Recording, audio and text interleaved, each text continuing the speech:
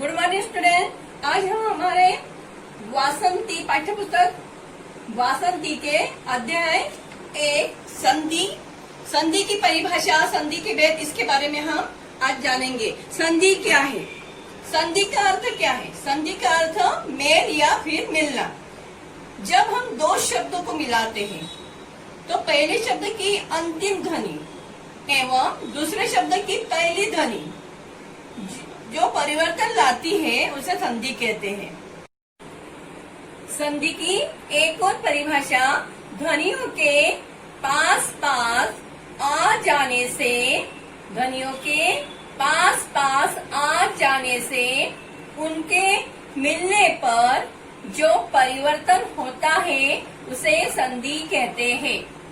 संधि ध्वनियों का मेल। संधि क्या है? संधि ध्वनियों का मेल। जैसे सम प्लस तोष, संतोष, इसमें दो ध्वनियों का मेल हो रहा है, दो स्वरों का मेल हो रहा है। सम प्लस तोष, संतोष। देव प्लस इंद्र, देवेंद्र। भानु प्लस उदय, भानुउदय। संधि के भेद। संधि के भेद हम जानेंगे। संधि के 3 भेद होते हैं: स्वर संधि, व्यंजन संधि, विसर्ग संधि। स्वर संधि। स्वर संधि किसे कहते हैं? दो स्वरों के मेल से जो परिवर्तन होता है, दो स्वरों के मेल से जो परिवर्तन होता है उसे स्वर संधि कहते हैं। स्वर संधि के 5 भेद होते हैं: दीर्घ संधि, गुण संधि, वृद्धि संधि, यण संधि, आयादी संधि। कितने भेद होते हैं? 5। दीर्घ संधि, गुण संधि, वृद्धि संधि, यण संधि, आयादी संधि। अब हम सबसे पहले दीर्घ संधि के बारे में पढ़ेंगे। दीर्घ संधि क्या है और दीर्घ संधि को कैसे पहचाना जाता है? दीर्घ संधि दो स्वरों के मेल से, दो दीर्घ स्वरों के मेल से जो विकार उत्पन्न होता है उसे दीर्घ संधि कहते हैं। मैं रिपीट कर रही हूँ इसको। दो दीर्घ स्वर आपस में मिलकर विकार अथवा परिवर्तन करते हैं उसे दीर्घ संधि कहते हैं। अब दीर्घ संधि को कैसे पहचाना जाता है? दीर्घ संधि, दीर्घ का मतलब का बड़ी मात्रा। अ प्लस अ, अ प्लस अ बराबर आ। तो इसके अंदर अ को अ में जोड़ने के बाद आ यानी ये हो जाती है हमारी बड़ी मात्रा। आ बड़ी मात्रा। उसी प्रकार अ प्लस आ बराबर आ। ई प्लस ई बराबर ई, ये बड़ी हो जाती है। ई प्लस ई बराबर ई। ई प्लस ई बराबर ई, ये भी बड़ी मात्रा है। उसी प्रकार ऊ प्लस ऊ बराबर ऊ, ये बड़ी मात्रा होगी। ऊ प्लस ऊ बराबर ऊ। उसी प्रकार ए प्लस ए बराबर ए, ये बड़ी मात्रा होगी।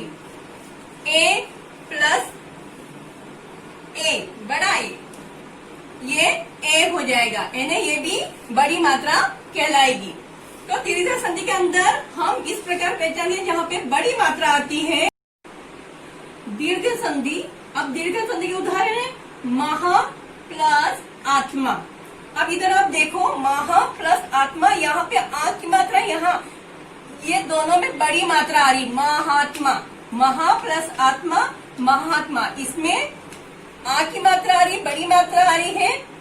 उसी प्रकार कपि प्लस ईश, कपि प्लस ईश, कपीश, यहाँ पे भी बड़ी मात्रा ई की आ रही है, यहाँ पे बड़ी मात्रा आ रही है। सु प्लस उक्ति, सुक्ति, उ और उ दोनों को जोड़ने पे बड़ा ऊ आता है तो सुक्ति। भू प्लस ऊर्जा, भूर्जा। यहाँ पे भी बड़ी मात्रा है, यहाँ पे भी बड़ी मात्रा है। जहाँ पे बड़ी मात्रा आती है वहाँ पे दीर्घ संधि होती है। ये आप लोगों को अच्छे से समझ में आ गया? ओके, ठीक है। उसी प्रकार आ प्लस ऊ, अ प्लस आ प्लस ऊ, ओ की मात्रा बन रही है। जैसे सूर्य प्लस उदय, सूर्य अ उदय उ, अ और उ दोनों को मिलाने के बाद सूर्योदय ओ की मात्रा आ रही है, तो यहाँ पे गुण संधि होगी। अब हमारी तीसरी संधि है वृद्धि संधि। वृद्धि संधि जब किसी शब्द की मात्रा, जब किसी शब्द की मात्रा, ध्यान देना, शब्द की मात्रा में वृद्धि होती है वहाँ यह संधि होती है। जैसे अ प्लस ए, आ प्लस ए, आ प्लस आई प्लस आई, इन सब को मिला के यहाँ पे आई दो मात्रा आ रही ऊपर, अ प्लस ओ, आ प्लस ओ प्लस ओ, यहाँ पे औ की मात्रा औ हो रहा है तो यहाँ पे औ की मात्रा लगेगी, ऊपर दो मात्रा लगेगी।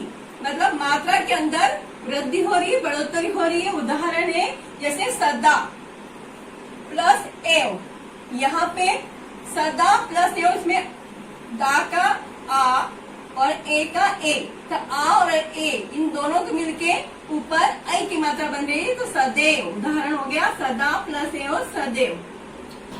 चौथी संधि है यण संधि।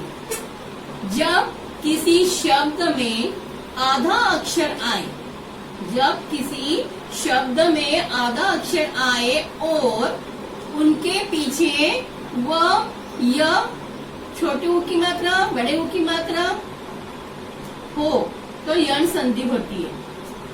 जब किसी शब्द में आधा अक्षर आता है और उसके पीछे छोटे ऊ की या बड़े ऊ की मात्रा होती है तो वहाँ यण संधि होती है। ई प्लस ई, ये इनके साथ कोई असमान स्वर आ जाता है। ई या ई, छोटा या बड़ा ई के साथ असमान स्वर आता है तो वहाँ पे य का उच्चार हो जाता है। ऊ और बड़ा ऊ में कोई असमान स्वर आता है तो वहाँ वो हो जाता है। उसी प्रकार रू के अंदर भी कोई असमान स्वर आता है, वहाँ पे र बन जाता है। उदाहरण के अनुसार नी प्लस उन, नी उसका ई आया, ऊन का ऊ आया, तो नी प्लस ऊन, यहाँ पे ये दोनों ई प्लस ऊ, तो न्यून। नी में ऊ और न, यहाँ पे बड़े ऊ की मात्रा लगी तो यहाँ पे आ जाएगा न्यून। अब हमारी पांचवी संधि अयादि संधि। अयादि संधि यदि ए, आई, ओ, औ के बाद भिन्न स्वर आए तो वहाँ क्रमशः अय, आय, आ हो जाता है। ए की मात्रा, आई की मात्रा, ओ की मात्रा, औ की मात्रा। जैसे ए प्लस भिन्न स्वर, कौन सा भी स्वर, ए प्लस भिन्न स्वर अय, आई प्लस भिन्न स्वर आय, ओ प्लस भिन्न स्वर औ प्लस भिन्न स्वर आव। जैसे उदाहरण न प्लस अन। अब न में ए, न के अंतर्गत ए और अ, न और अ, न ए और अ दोनों को जोड़ने के बाद अ होता है, तो क्या होगा, न य न, ये बन गया हमारा नयन।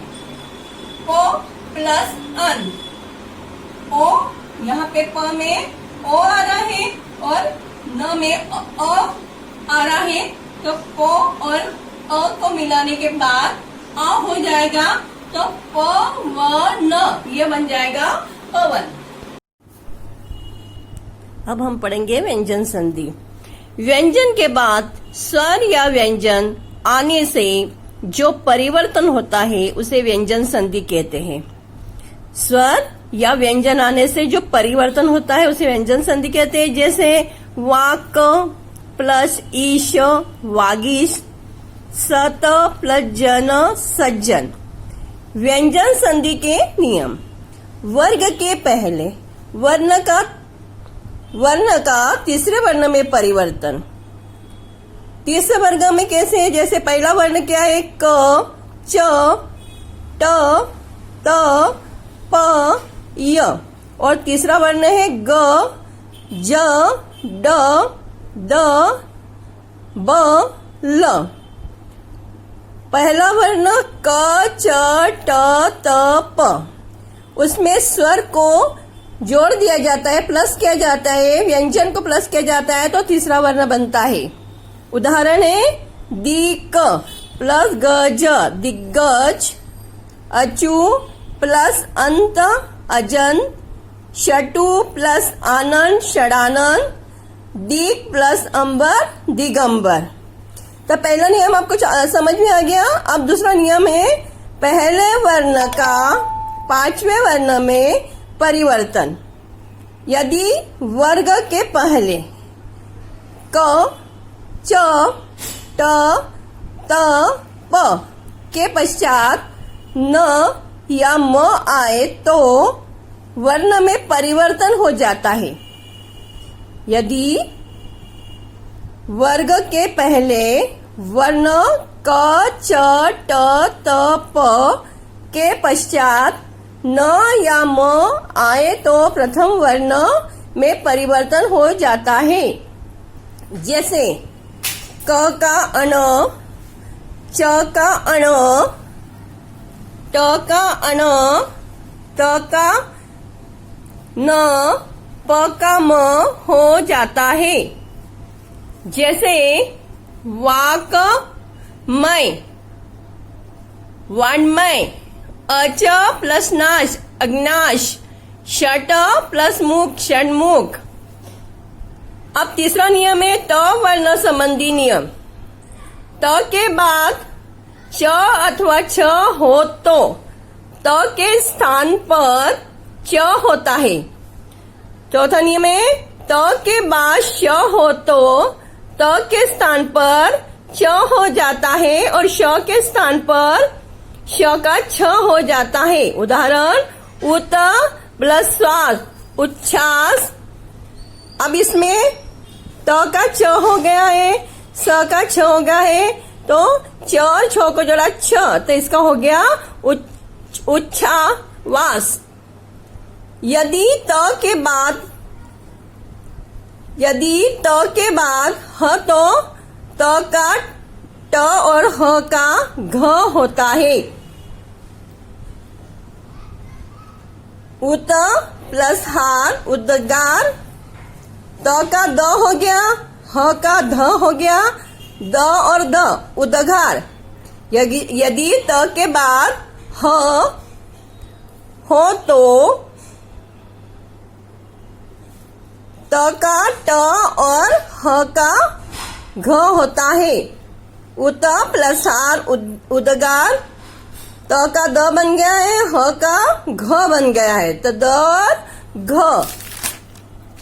उसी प्रकार म वर्ण के साथ क से म तक किसी व्यंजन के मिलने से वर्ण के वर्ग का अनुस्वार अण, अण, न, म हो जाता है। जैसे सम प्लस गति संगति, सम प्लस तोष संतोष। म के बाद यदि य, र, ल, व, श, स, श, ह आने पर म का अनुस्वार हो जाता है। जैसे सम प्लस योग, इसमें म का अनुस्वार हो गया तो ये क्या हुआ? संयोग। सम प्लस रक्षक संरक्षक। किसी स्वर अ, आ, ई, उ, रू का मेल छ से होने पर उसका छ हो जाता है। जैसे स्व प्लस छंद स्वच्छंद, अनु प्लस छेद अनुच्छेद। वैसे ही रू, र तथा श का मेल न से होने पर न का अण हो जाता है। जैसे परि प्लस नाम परिणाम, भूष न प्लस न भूषण, ऋ प्लस न ऋण। हमने व्यंजन संधि समझ ली, अब है विसर्ग संधि। स्वर या व्यंजन के साथ विसर्ग, विसर्ग ये दो बिंदी है, आ जाने से जो परिवर्तन होता है उसे विसर्ग संधि कहते हैं। जैसे निह ये दो बिंदी है, प्लस भय, निर्भय। निसर्ग का श स में परिवर्तन होता है तो च छ बराबर श हो जाता है। जैसे निह ये विसर्ग है, प्लस चल निश्चल, नी प्लस विसर्ग चिंत निश्चिंत। उसी प्रकार क ख ट ठ प फ आने पर श में परिवर्तन हो जाता है।